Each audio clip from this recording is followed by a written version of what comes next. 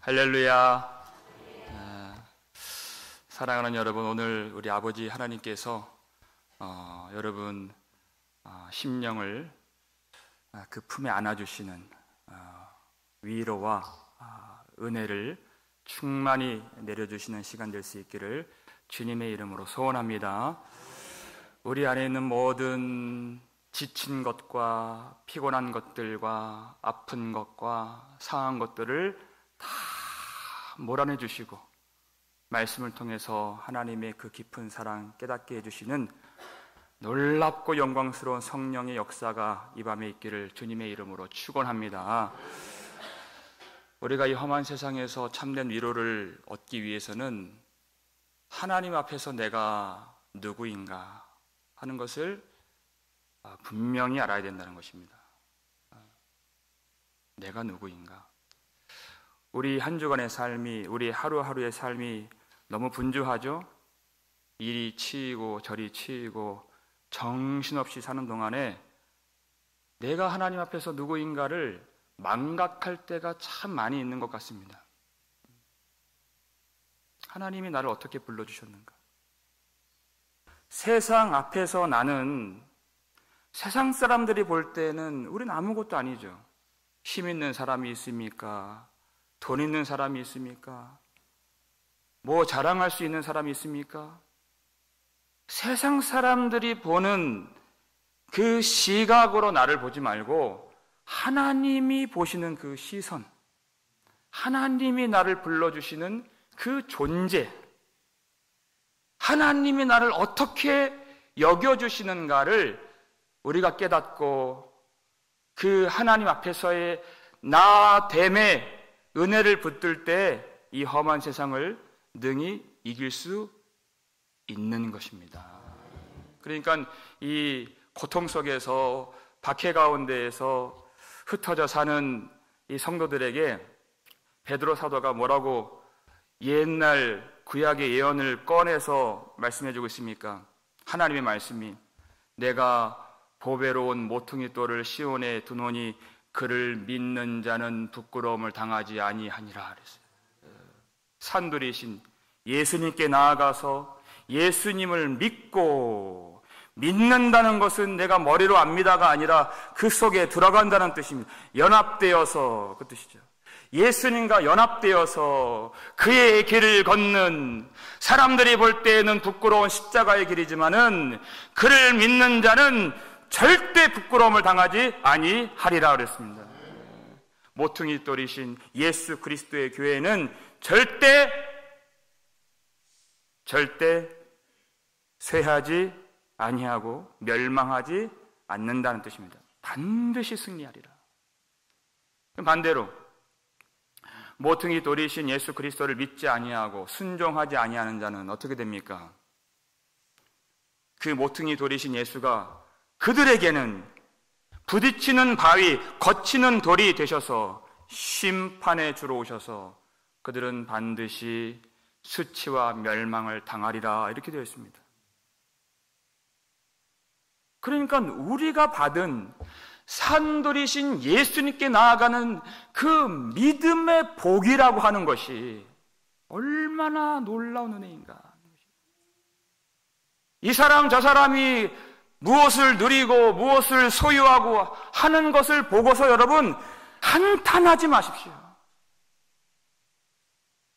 그것은 내가 하나님 앞에서 믿음의 복을 받은 자라고 하는 그 놀라운 사실을 깨닫지 못하는, 하나님 앞에서 내가 누구인가를, 그 지위와 영광과 신분을 전혀 깨닫지 못하는 어리석은 모습일 수 있는 것입니다.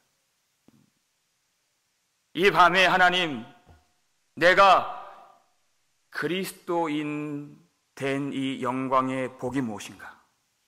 내가 그리스도인이 된 이 은혜가 무엇인가를 깊이 깨닫게 하여 주옵소서.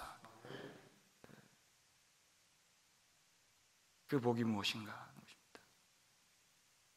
하나님이 그 복을 알게 하시면 내 구주 주시는 정을 늘 찬송하겠네.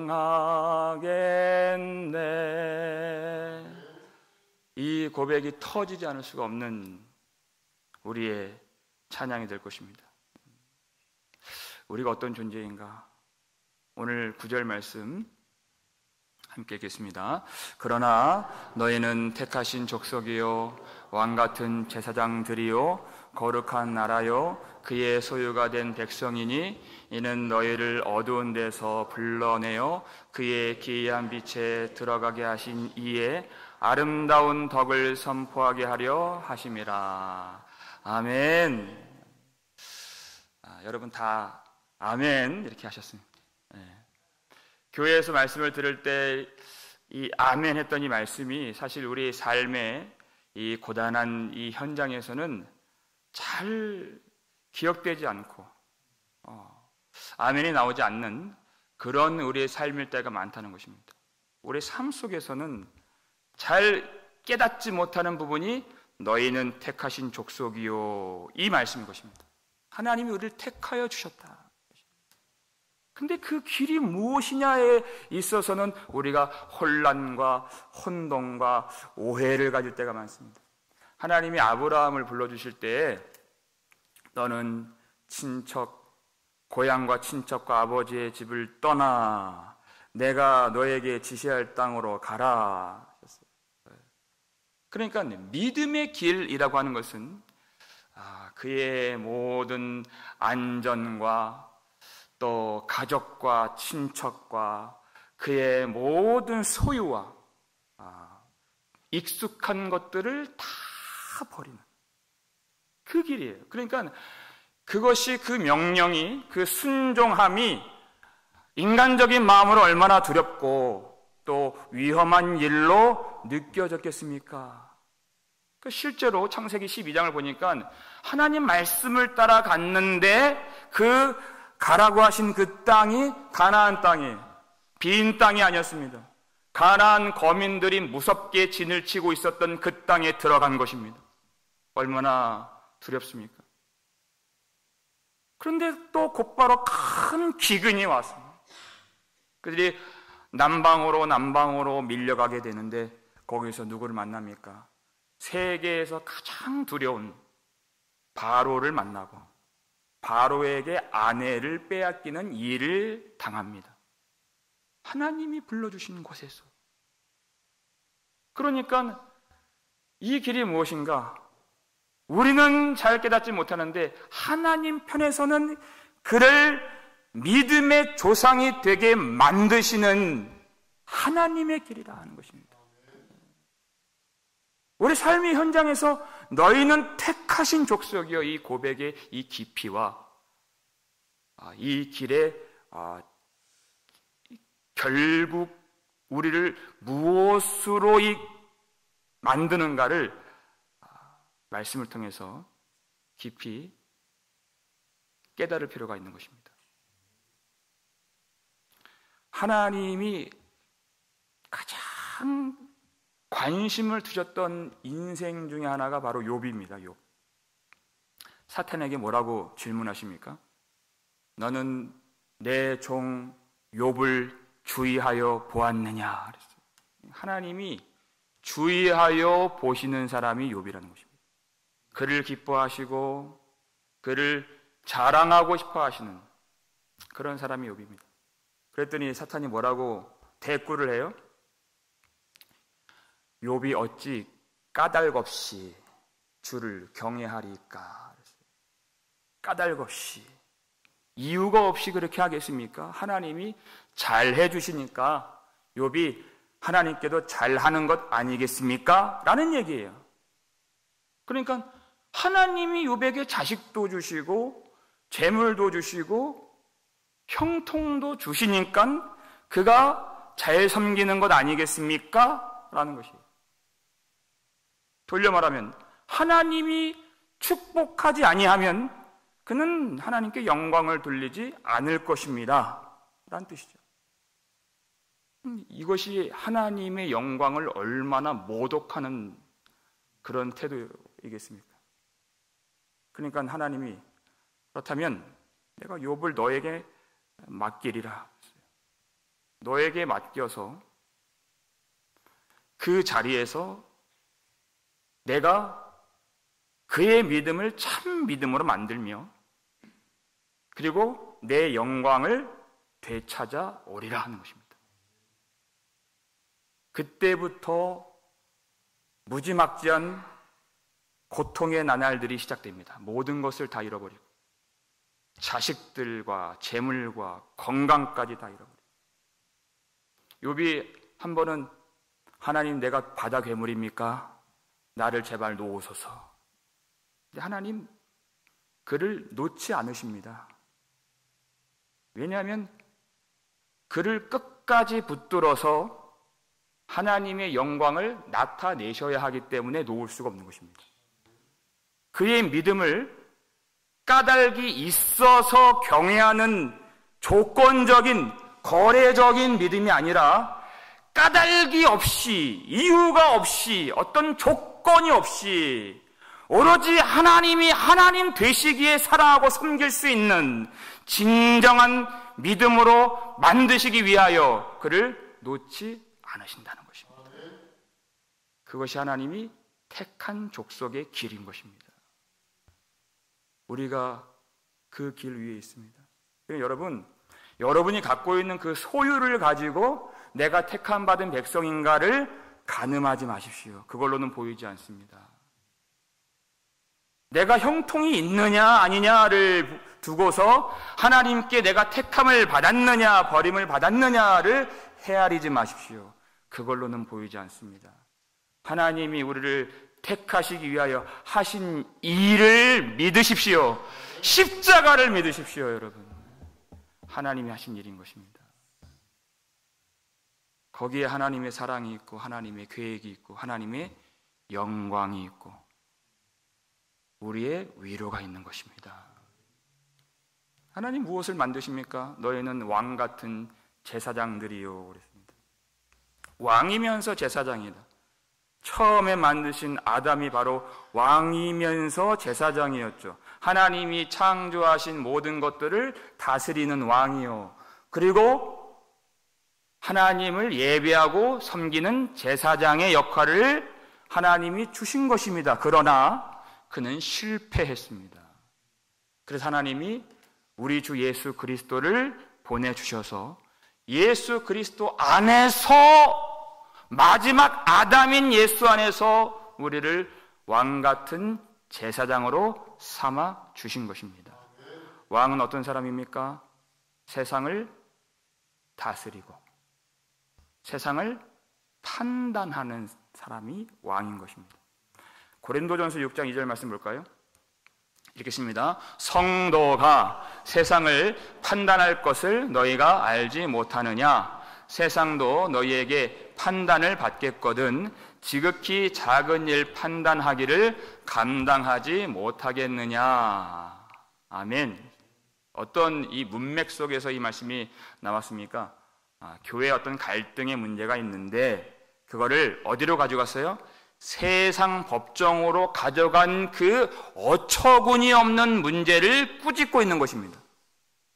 성도가 누구인지 무엇인지 교회가 무엇인지를 깨닫지를 못하고 교회가 성도가 세상 사람들의 판단을 받는 교회가 아니라 성도가 교회가 세상을 오히려 판단하는 존재인 것을 깨닫지를 못하느냐.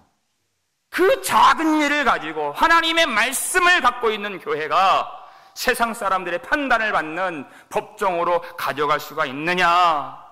성도의 지혜와 성도의 특권이 무엇인지 알지 못하느냐?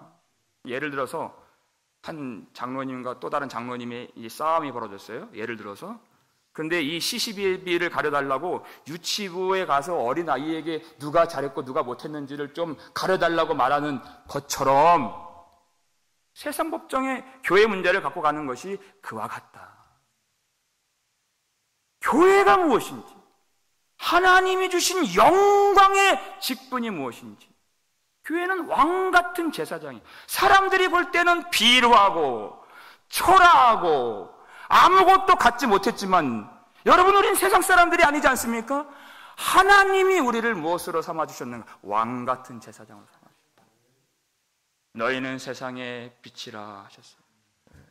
하나님은 교회를 통하여, 예수의 빛을 갖고 있는 교회를 통하여 이 세상, 어두운 세상을 밝혀주시기를 원하셨고, 교회를 통하여 이 세상을 하나님의 통치가 임하는 그 나라로 만들기를 원하셨다는 것입니다. 그래서 교회에 무엇을 주셨습니까? 무슨 힘과 권세와 능력을 주셨습니까? 세상 사람들은 보지 못하는 복음을 주신 것입니다. 복음으로 다스리는 것입니다. 그러니까 그러므로 너희는 가서 모든 민족으로 제자를 삼아 아버지와 아들과 성령의 이름으로 세례를 베풀고 내가 너희에게 분부한 모든 것을 가르쳐 지키게 하라. 복음으로 세상을 다스려서 이 땅의 백성들로 하나님께로 나아갈 수 있도록 하나님과 연결시키고 하나님과 그 백성들을 중간에서 중재시킬 수 있는 제사장의 역할을 감당하는 것입니다. 복음으로 다스려서 이 백성들을 하나님께로 돌아오게 하는 제사장입니다. 교회입니다. 그러니까 여러분, 이 일은요, 세상에 어떤 영향력을 미칠 수 있는 힘을 가지고 하는 것이 아닙니다. 돈을 가지고 하는 것이 아닙니다. 사도행전 8장 2절 말씀을 한번 보실까요? 읽겠습니다. 그 흩어진 사람들이 두루 다니며 복음의 말씀을 전할세. 아멘. 예루살렘에 큰 박해가 왔습니다. 베드로가 한번 설교하면 3,000명이 회심하고 또 어떤 날은 5,000명이 예수를 믿는 그런 놀라운 성령의 역사가 일어났던 그 예루살렘에 큰 박해가 일어났습니다. 사람들이, 성도들이 뿔뿔이 온 유다로, 사마리아로 또 다른 곳으로 도망을 가는데, 그들은 그 자기의 목숨 하나 건사하려고 도망가는 것이 아니라 어떻게 합니까? 두루 다니면서 복음의 말씀을 전할세 하는 것입니다. 그러니까 예루살렘 땅에 임했던 큰 박해라고 하는 것은 그 의미는 무엇입니까? 성도들을 죽이려고 하는 것이 아니라 그 고인물처럼 그 갇혀 있었던 복음이 땅의 끝까지 골고루 편만하게 선포되게 하시려고 하시는 하나님의 일하심이었다라는 것입니다. 이게 박해였다. 그러니까 왕 같은 제사장의 직분이 이 세상보다 얼마나 크냐 하는 것이, 그게 바로 교회인 것입니다. 이 교회는 하나님이 이 땅에 심으신 하나님의 거룩한 나라요, 이렇게 되어 있죠. 거룩한 나라입니다. 세상 사람들은 다 돈을 숭배하고 통치자들의 권세에 굴복하면서 세상 영광에 무릎을 꿇는 그런 세상 사람들입니다. 우리는 거룩한 나라, 하나님의 은혜가 왕노릇 하시는, 하나님이 이 땅에 심으신 하나님의 나라가 교회인 줄로 믿으시길 바랍니다. 그러니까 세상과는 전혀 다른 통치를 받는, 전혀 다른 본질을 갖고 있는, 무엇이 가장 다르나요? 무엇이 가장 세상과 다른 그런 모습입니까? 어떤 생활입니까? 우리는 하나님을 예배하는 사람들입니다. 그것이 가장 다르죠. 당시 로마 사람들은 로마 황제에게 충성을 하는 사람들이었습니다. 왜 충성하나요? 황제의 군대가 두렵기 때문에 어쩔 수 없이 무릎을 꿇습니다. 그러나 우리가 충성하는 내용은, 우리가 예배하는 그 중심은 두려운 마음이 아닙니다. 우리를 죄와 사망에서 구속해 주신 하나님의 은혜에 감격해서 기쁨으로, 감사의 마음으로 이 세상 누구보다 그 무엇보다 우리 주 예수 그리스도를 사랑하는 마음으로 우리는 주님을 섬기고 충성하며 하나님을 예배하는 것입니다. 왜 이러한 은혜를 우리에게 주셨습니까? 왜 우리를 죄와 사망에서 건져 주셨습니까? 하나님이 우리를 세상과 다른 거룩한 나라, 거룩한 백성으로 만드시기 위해서. 구원 자체가 목적이 아니라 거룩한 백성으로 만드시기 위해서. 디도서 2장 14절 말씀이죠. 읽겠습니다. 그가 우리를 대신하여 자신을 주심은 모든 불법에서 우리를 속량하시고 우리를 깨끗하게 하사 선한 일을 열심히 하는 자기 백성이 되게 하려 하심이라. 아멘. 율법에 얽매여서 심판당하고 지옥 갈까봐 열심히 사는 그런 옛사람의 모습이 아닙니다. 예수 그리스도께서 모든 율법의 저주를 우리 대신 당해주시고 자신을 십자가 죽음에 넘겨주신 것입니다. 우리를 모든 죄와 불법에서 속량하시고 구속해 주시기 위함인데, 그 구속과 구원의 궁극적인 목적은 천국 가고 우리가 지옥에 안 가는 그 정도에 있는 것이 아니라 우리를 깨끗하게 만드시기 위하여서, 거룩한 하나님의 친백성 만드시기 위하여서. 그래서 하나님의 그 열망이 우리의 열망이 되고 하나님의 소원이 우리의 소원이 되어서 하나님이 꿈꾸시는 그 나라를 위해서 하나님이 품으신 그 일을, 그 선한 사업을 열심히 하는 자기 백성, 자기 자녀가 되게 하려 하십니다. 하나님의 나라. 옛날에는 나하고 전혀 상관이 없었습니다. 그것이. 그러나 예수 그리스도의 보배로운 피로 말미암아 구속함을 받고 정결함을 받은 하나님의 백성들은 이제는 하나님의 나라가 내 안에 있기 때문에 남의 일이 아닙니다. 그것이. 그것 때문에 가슴이 떨리고 가슴이 벅차고 눈물을 흘리고 가슴을 치면서 하나님을 향해서 달려갈 수 있는 그 선한 사업을 위해서 열심을 다하고 충성을 다하는 그런 삶이 거룩한 나라, 거룩한 백성인 것입니다. 엘리야를 보십시오. 그 갈멜산에서 수많은 바알 선지자들 그 틈바구니 속에서 전혀 두려워하지 아니하고 원래 이 땅에 이 산에 있었던 무너진 여호와의 제단을 수축했던 그의 담대한 모습을 보십시오. 하나님의 나라, 그 하나님의 소원이 불꽃처럼 내 가슴에 내려와서 그것이 되지 않으면 견딜 수가 없고 내 골수에 사무쳐서 하나님의 말씀을 전하지 않을 수가 없는 그런 선한 사업에 열심을 다하는 하나님의 백성을 만드시려고, 거룩한 백성 만드시려고 예수님이 우리 대신 십자가에서 죽임을 당하셨다는 것입니다. 그 은혜를 알고 그 공로를 아는 자가 누구입니까? 너희는 그의 소유된 백성이니 이렇게 되어 있어요. 하나님의 소유가 되었다는 것입니다. 여러분, 우리가 누구입니까? 너는 내 것이라. 하나님의 것입니다.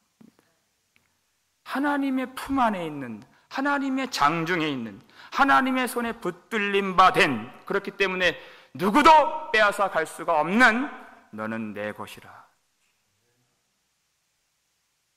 사실 그 복음을 알면 두려워할 것이 없습니다. 이스라엘 백성들이 범죄하여서 이제 곧 바벨론 포로로 끌려가게 될 그런 역사적인 비참한 상황 앞에서 하나님이 그럼에도 불구하고 너희는 내 백성을 위로하라, 내 백성을 위로하라 하시면서 이사야를 통해서 주신 말씀 중에서 이사야 43장 1절 보니까 너희는 두려워하지 말라. 내가 너희를 구속하였고 내가 너를 지명하여 불렀나니 너는 내 것이라. 반드시 돌아오게 할 것이다. 누구에게도 빼앗기지 않게 하리라. 너는 내 것이라. 그냥 하나님이 하나님이 창조주이시기 때문에 너는 내 것이라 하신 것이 아니라, 이 용어는, 이 의미는 무엇이냐면, 내가 너희를 내 소유, 내 것으로 만들기 위하여 누구도 그것이 잘못됐다고, 잘못된 일이라고 그렇게 비난하지 못하게 하려고 내가 너희를 내 소유 되게 하려고 모든 값을 다 지불하였노라 하는 뜻입니다. 그 하나님의 약속이 예수 그리스도 안에서 다 성취가 된 것입니다. 예수 그리스도의 보혈로 우리를 사서 하나님의 것으로 만들어 주신 것입니다. 예수 그리스도 보배로운 피로 사신 백성이기 때문에 여러분, 우리는 어떠한 불같은 시험이 있다 할지라도 하나님이 그것으로 우리 망하게 하지 않고 반드시 빼내어 주시고 반드시 하나님의 영광을 보게 해 주실 줄을 믿으시길 바랍니다. 하나님이 예수 피로 사신 교회에 절대 놓지 않으신다는 것입니다. 그러니까 나의 존재 가치를 내가, 여러분, 그것을 폄하해서는 안 됩니다. 내가 누구인가? 예수 그리스도의 보배로운 피로 사신 바 된, 소유된 백성. 나만 아니라 우리 형제 자매들을 볼 때 이 형제 자매들의 그 가치를 여러분 업신여겨서는 안 됩니다. 그건 예수의 십자가를 믿지 않는 것입니다. 예수 그리스도의 보배로운 피로 사실 정도로 우리를 얼마나 보배롭고 존귀하게 여기신 하나님의 사랑인가? 왜 그 놀라운 은혜를, 왜 그 엄청난 특권을 우리에게 주셨는가? 이는 우리를 어두운 데서 불러내어 그의 기이한 빛에 들어가게 하신 이에 아름다운 덕을 선포하게 하려 하심이라. 이렇게 되어 있습니다. 여러분, 예수 믿는 사람, 예수 진정으로 믿는 사람의 특징이 무엇입니까? 하나님의 은혜를 말하고 싶다는 것입니다. 그 예수 믿는 사람입니다. 하나님의 선하심을 맛보아하는 사람인 것입니다. 그러니까 우리가 복음을 전하고 영광을 선포하는 것은 우리가 그것을 해야 되는데 하는 무거운 짐이 아닌 것입니다. 사도행전 4장 20절 보니까 관원들이, 바리새인들이, 장로들이 사도들을 협박하고 위협하면서 도무지 예수의 이름으로 말하지 말라 그렇게 했을 때 그들이 뭐라고 대답을 했나요? 우리는 우리가 보고 들은 것을 말하지 아니할 수 없노라. 예수의 영광을 보았다면, 예수의 은혜를 받았다면, 그 놀라운 하나님의 사랑이 우리 속에 출렁이고 있다면 우리는 그 은혜를, 그 놀라운 영광을, 예수의 아름다운 복과 그 덕과 그 영광을 우리는 선포하지 않을 수 없습니다 라는 것입니다. 여러분, 예수를 믿으면서 은혜를 받았다면서 그 은혜를 증거하고자 하는 마음이 없다면 우리는 너무나도 이 세상에서 불쌍한 사람일 것입니다. 우리 인생의 목적이 무엇입니까? 잘 먹고 잘 살고 아이들 잘 먹이고 잘 기르는 것. 여러분, 그것은 이제 우리의 인생의 목적이 아닌 것입니다. 하나님의 영광을 선포하는 것, 하나님의 은혜의 복음을 증언하는 것. 그래서 하나님이 우리에게 주신 그 직분의 사명을 잘 감당하는, 여러분 이 밤에 그렇게 기도했으면 좋겠습니다. 하나님, 우리의 심령을 새롭게 하여 주시옵소서. 하나님, 이 밤에 우리를 고쳐주시옵소서. 어느 순간 은혜로 충만했던 우리의 마음이, 우리의 관심과 초점이 세상을 바라보게 되어서 가뭄날에 갈라진 논밭같이 메마른 우리 심령이 되고, 예전에는 그렇게 실패하고 그렇게 돈 없이 살면서도 그것이 아무렇지도 않았는데 그저 저 영혼이 하나님만 알게 된다면, 저 사람이 예수 그리스도의 복음을 믿게 된다면, 이 교회가 하나님의 영광을 돌리는 교회가 된다면 하는 소원밖에는 우리 속에는 없었는데, 하나님 그때 그 감격과 그 소원과 열망과 그 눈물의 심령이 될 수 있도록 이 밤에 우리에게 은혜를 베풀어 주시옵소서. 여러분, 그렇게 되려면 우리의 처음 자리, 그 처음 자리를 여러분 다시 들여다봐야 되는 것입니다. 우리가 어떠한 사람이었는가, 어떠한 사람이었는데 어떤 은혜를 받았는가인 것입니다. 우리 마지막 10절 말씀이죠. 여기 처음 자리가 있습니다. 읽겠습니다. 너희가 전에는 백성이 아니더니 이제는 하나님의 백성이요, 전에는 긍휼을 얻지 못하였더니 이제는 긍휼을 얻은 자니라. 아멘. 너희가 전에는 백성이 아니더니, 이 편지를 받는 대부분의 사람들은 이방인들이었습니다. 약속을 받지 못했던, 도무지 하나님의 구원을 받지 못할 거라고 여겨졌던 그런 사람들. 너희가 전에는 백성이 아니더니, 도무지 하나님의 구원의 영광 속에 들어갈 수가 없었던, 구원을 받을 어떤 자격도 없고 구원을 받고 싶다고 하는 소원도 없으며, 구원이라는 것을 알았다 할지라도 내게는 능력이 없는 그런 하나님의 백성이 아닌 자들이었습니다. 도무지 구원을 받을 수가 없는 그런 사람들이었습니다. 우리가 다 그랬죠. 그러나 그런 우리를 불쌍히 여겨주시는 우리 하나님의 사랑이 우리 구주 예수 그리스도를 이 땅에 보내시게 만들었으며, 예수님이 우리 대신 흘리신 그 보배로운 피로 말미암아 우리의 모든 죄가 깨끗하게 씻겨짐으로 인하여 우리는 거룩한 하나님의 백성, 하나님의 자녀가 된 줄로 믿으시길 바랍니다. 이제는 하나님의 백성이요. 우리가 하나님의 백성이 되었을 때 여러분 기억나십니까? 그날 아침, 그날의 일과 그때도 내가 하나님 백성이 되어야지, 나는 복음을 누가 전해준다면 난 복음을 믿어야지, 나는 하나님을 열심히 믿기로 결단해야지, 그렇게 우리는 하루를 시작하지 않았습니다. 그때도 아무 소망이 없었습니다. 아무런 기대를 갖지 않았습니다.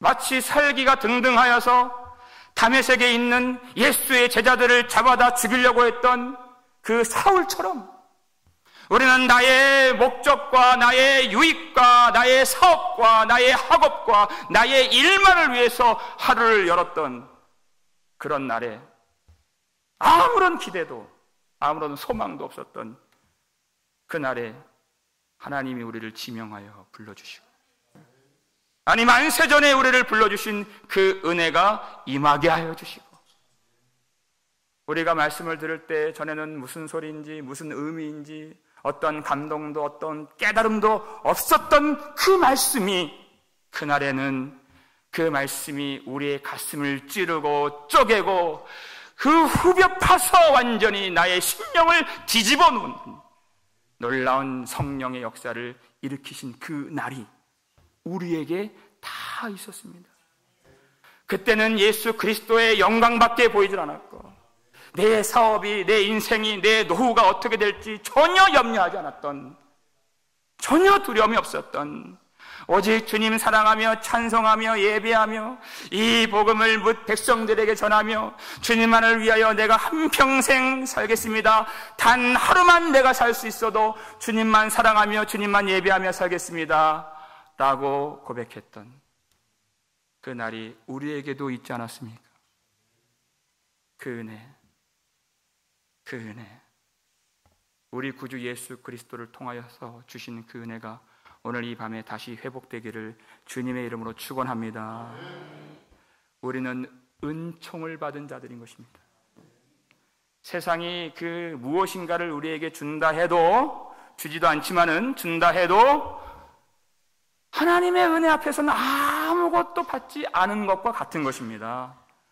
세상이 우리에게서 무엇인가를 빼앗아간다 해도 그것은 아무것도 가져가지 못한 것이나 다름이 없게 만드는 것이 우리에게 주신 구주 예수 그리스도의 은혜인 줄을 믿으시길 바랍니다. 우리는 그 은혜 받은 사람인 것입니다.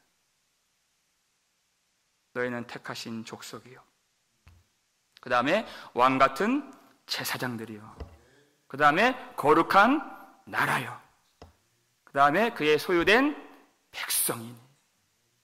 이 모든 은혜가 어디로부터 왔습니까? 우리 구주 예수 그리스도, 우리의 산 돌이신, 모퉁이 돌이신 예수 그리스도로 말미암는 이 은혜가 우리 가슴에 충만하여 다시 구원의 감격이 이 밤에 회복되는 저 여러분 되실 수 있기를 주의 이름으로 축원합니다. 그리하여 무슨 일을 만나든지 무슨 시험을 우리가 만나든지 항상 기뻐하며 우리 구주 예수님의 복음과 영광을 선포하여 이 세상 하나님의 자녀답게 당당하게 그리고 담대하게 늘 이기며 사시는 저와 여러분 되시기를 주님의 이름으로 축원합니다.